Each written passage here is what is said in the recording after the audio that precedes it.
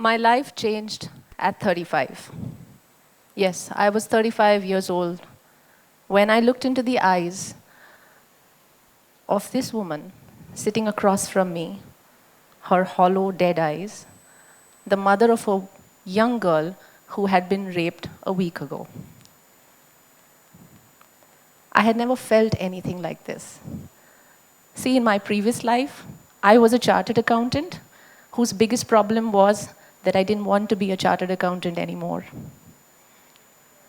The life before this, I was a happy mother, a sorted wife, and before that, I was a convent-educated student, academically accomplished, and before that, I was born to middle-class parents in Mumbai who had raised me with the middle-class values that most of us are raised with.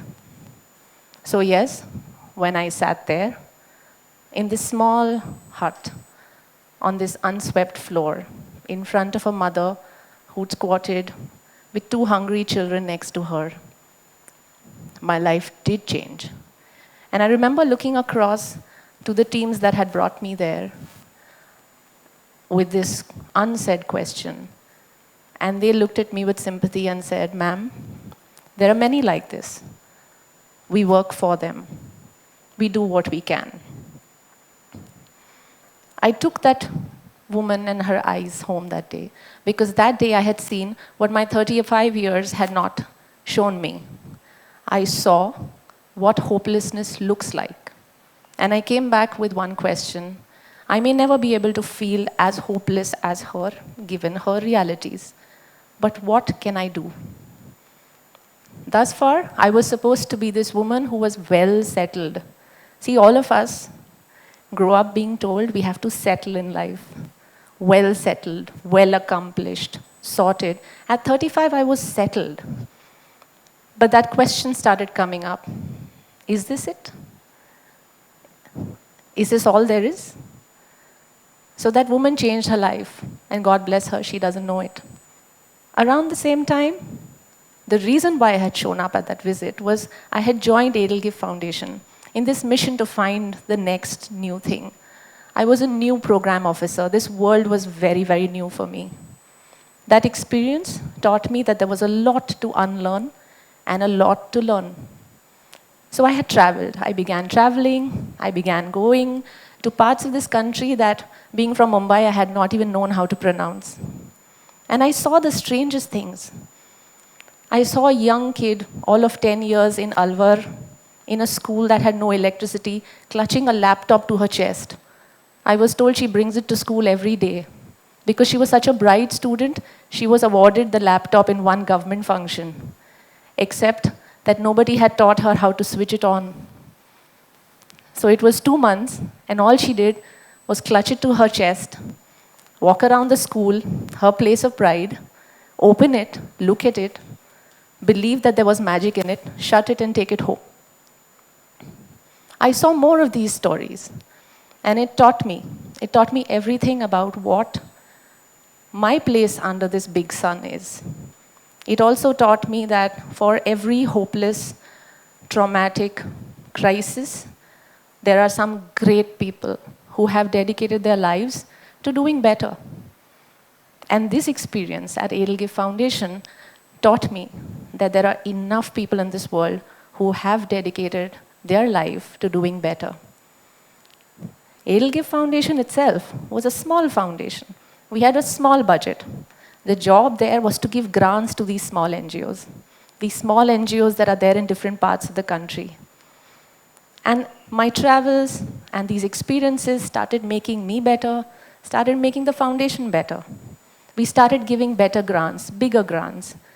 We had friends, we had different corporates join us and say, "Okay, you have figured a way of doing it. Let us join." The work became bigger. Our mission seemed accomplished. I arrived at that familiar spot again. I felt more settled. The foundation also was doing well. It felt more settled. And then COVID happened. See, COVID has been a great equalizer of many kinds. It's been traumatic for everyone in different spades and shades. But three things that I had learned while my journey up to COVID was, informed me and the foundation what to do next. One is, like I said, there is goodness in the world. There is real goodness in the world, and we saw it. We saw how help came from everywhere and how people wanted to do better. Second thing I learned is the problems in this world are just too big. We don't need Superman. We don't need Supermen. We need the Avengers. We need Supermen to come together. We need teams to work. We need teams to do what they are good at, not try to do what somebody else is good at. And the third thing that I had learned is that joint effort, teamwork, is not an accident. It's not enough to want to do good. It takes serious work. It needs designing. It needs people to be purposeful about it. So when COVID happened, me and the foundation went at it with a lot of purpose. We were not on the highways, but how can we ensure that most funds get there? And we were getting a good grip. I'm sure most of you in the audience were doing your bit too. Then one more day happened, a day that I believe changed my life again. I got this call. I got this call from a very, very sweet friend from one of the NGOs that we supported, who'd not gone home for 36 hours. His entire team was on the highways. You see, that was the day 5 crore migrants started moving from cities back to homes. And he called and he said, Naghma ji, I need an urgent donation. I need 10,000 rupees. I said, 10,000 rupees enough? He says, no, there are 1,000 migrants approximately here. And their data has expired. We need to recharge their phones because they are very scared. They have no way to contact family. They don't know where they are.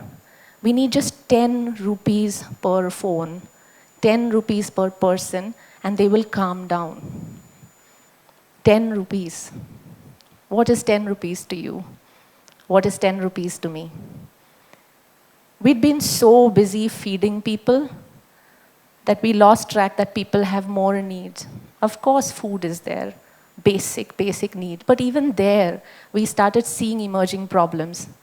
People were so fixed on feeding what they could feed that they forgot you had to factor what people can eat. Khichdi after khichdi was packed and sent to the north, which is a wheat-consuming space. People stopped eating after 2 days because how much khichdi can you eat? 3 times a day, just because it's free. We saw wasted packets of khichdi. We saw parathas being made and sent down south. We have to consider that what we are doing may be good for us, but is it good for the people we are working for? That was a huge, huge moment. And at that time, I'd asked the gentleman, when was the last time you ate? He said, I can't remember, but my team is very hungry. Which again brought me to the point that there are these good people. They're all out there. They're all doing their best. Who's looking out for them? And that's the time the concept of GROW was formed. GROW, which is grassroots resilience, ownership and welfare of the sector. See, these brilliant people belong to this amazing space in this country which is called civil society, the development sector of this company. The people that have no big posters, big stories written about them, but they're at it every day. They work voluntarily, they work with pay cuts, they show up, they do their job, and they don't expect anything. GROW was born to give 100 grants across the country, from places from Assam to Bombay, from Kashmir to Kanyakumari. We reached out, we went to them, said apply, and we got strange answers.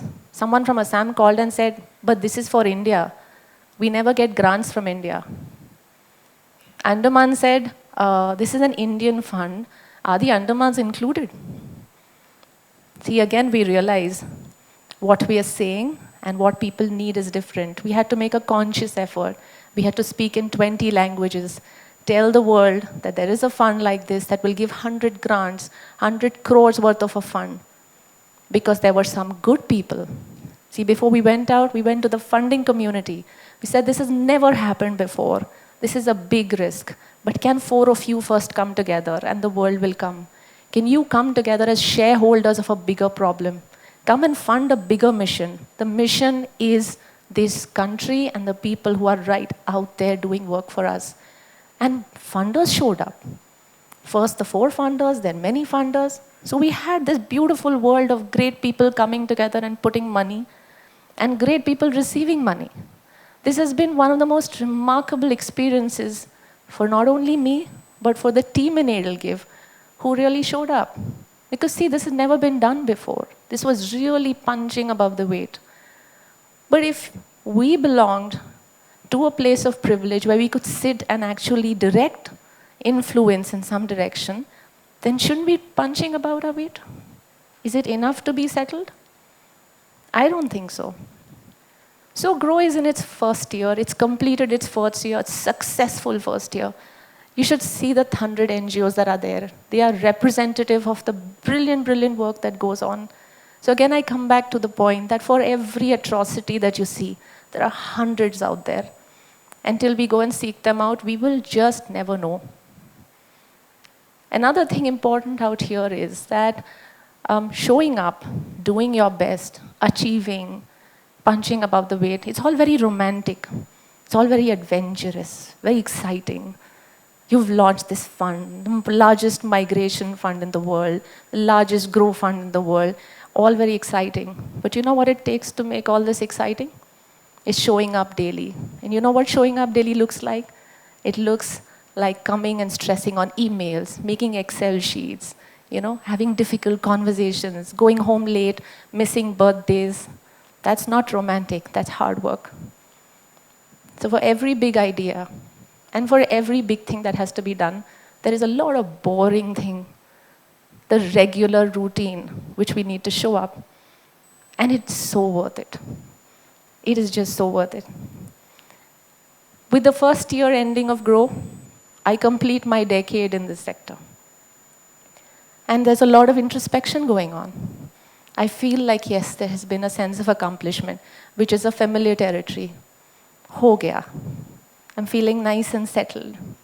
We're feeling there is a Grow, nice and settled. Maybe we'll do more. Of course we will. But then again, is it? Is this good enough? But for all of you here, I have just one message. It's only as enough as we want it to be. Don't settle. The search has to go on because the search makes it worth it. You will find it worth it. Thank you.